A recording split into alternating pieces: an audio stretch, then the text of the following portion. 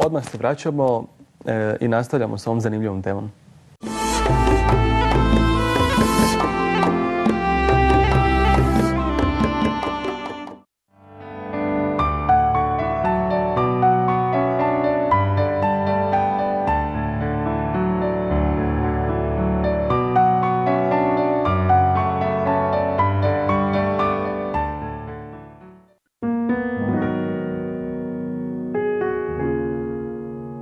Opet je vrba pokazala gracioznost svojih lelujevih grana i listovima svojim na tvojoj je kosi podsjetila na ljubavnike vječno povezane.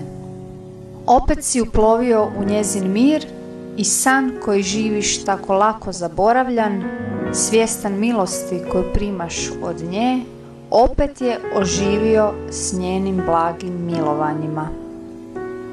Bila ti je jednom davno vrlo bliska, netko divan, rekli bi oni duboko u snu, ali to je vrba, vrba to je samo.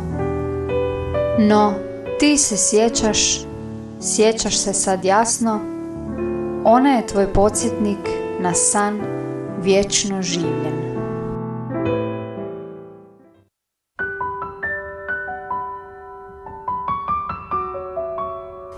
One duge mračne ulice koje vode te k meni, ne daj da ugase svjetla u tvojim očima. Prašnjavi sneni putevi našeg pustog beznađa, ne daj da otkriju slabosti tvoje vjere.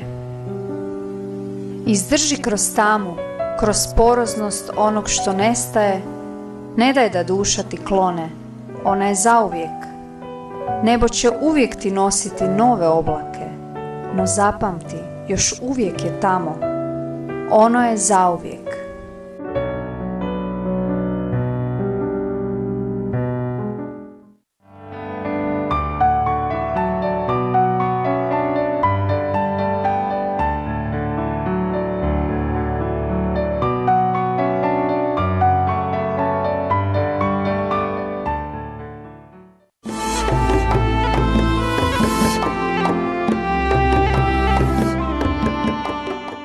Evo, nakon ovih finih poetskih trenutaka Tanje Vu, vraćamo se ponovno u ovu emisiju.